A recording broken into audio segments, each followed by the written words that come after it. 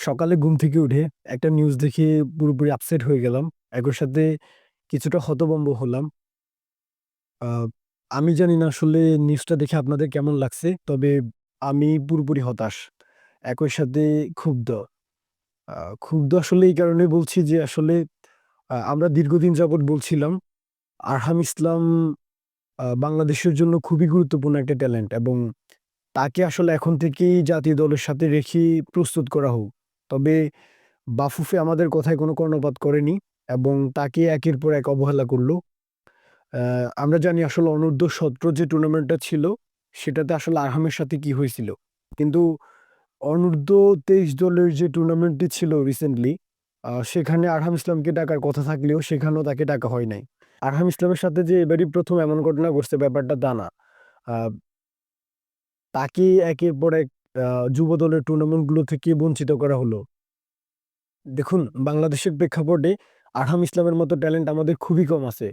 সে অস্ট্রেলিয়ার টপ টায়ারের club western ইউনাইটেডের অনূর্ধ্ব-২৩ দলের হয়ে নিয়মিত খেলতো এবং সেখানে তাকে কিছু ম্যাচে অধিনায়কত্ব করতে দেখা গেছে। সো আমাদের আসলে বাংলাদেশের ফুটবলের প্রেক্ষাপটে যেখানে আমরা ১৮০ এর ঘরে ঘোরাফেরা করছি, কোনো একটা মেজর টুর্নামেন্টে আমরা কোয়ালিফাই করতে পারছি না। সো ওই জায়গা থেকে দাঁড়িয়ে আমরা তার মতন একজন ফুটবলারকে বঞ্চিত করলাম এবং তার যে যোগ্য সম্মান সেটুকু আমরা দিতে পারি নাই।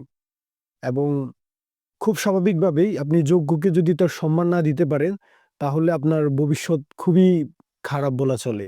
এবং যেটা আমাদের সাথে হচ্ছে, আমরা এশিয়ান কাপে কোনোভাবেই কোয়ালিফাই করতে পারছি না। সেটা সিনিয়র দলে হোক, জুনিয়র দলে হোক।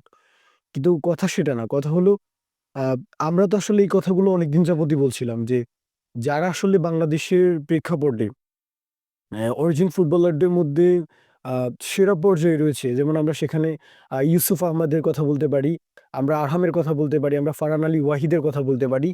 তাদেরকে নিয়ে কেন আলাদা প্রজেক্ট করা হচ্ছে না এবং তাদের সামনে কেন আলাদা প্রজেক্ট উপস্থাপন করা হচ্ছে না? আমাদের পরবর্তী লক্ষ্য কি? আমরা কি করতে চাই? আপনি দেখুন ইউসুফ আহমেদ কিন্তু কিছুদিন আগেই তার সাইনিং সেরেমনিতে বলছিল যে সে বাংলাদেশের হয়ে খেলতে চায়। কিন্তু এখন পর্যন্ত কোনো বাংলাদেশ ফুটবল ফেডারেশনের কর্মকর্তা কি তার সাথে যোগাযোগ করছে? করে নাই। দেখুন একটা কথা আমি শুরু থেকে বলছি, এখন পর্যন্ত আসলে অরিজিন ফুটবলারদেরকে খেলানোর জন্য বারবার সমর্থকদেরকেই প্রেশার দিতে হচ্ছে। বাফুফে কখনোই নিজ উদ্যোগী হয়ে কোনো ফুটবলারকে খেলানোর চেষ্টা করছে না। সো আমার এই প্রশ্নটা আমি আরো জোরালোভাবে করতে চাই যে সবসময় কেন সমর্থকরা ফোর্স করতে হবে? কেন সমর্থকরা আসলে স্ট্যাট দেখাতে হবে? কেন বলে দিতে হবে যে এই ফুটবলারকে নিয়ে আসেন, ওই ফুটবলারকে নিয়ে আসেন? তাহলে কি বাফুফে আসলে প্রয়োজন মনে করছে না?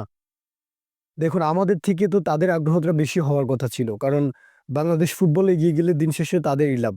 এবং এখন দেখুন হামজা চৌধুরী আসার পর যখন বাংলাদেশ ফুটবলে একটা বিশাল পরিবর্তন হলো, ক্রেডিটটা কিন্তু তারাই নিচ্ছে।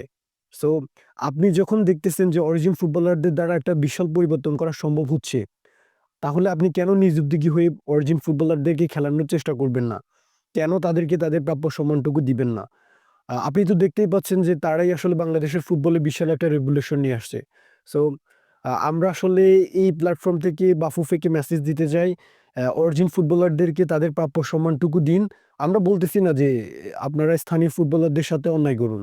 দেখুন যে যোগ্য সেই বাংলাদেশ জাতীয় দলে খেলবে। সে স্থানীয় হোক কিংবা অরিজিন ফুটবলার হোক। আমরা চাই আসলে একটা শক্তিশালী জাতীয় দল। আমরা চাই জাতীয় দলের সাফল্য। শুধুমাত্র আমরা যেটা চাই না সেটা হচ্ছে কোনো ফুটবলারের সাথে অন্যায় না হোক।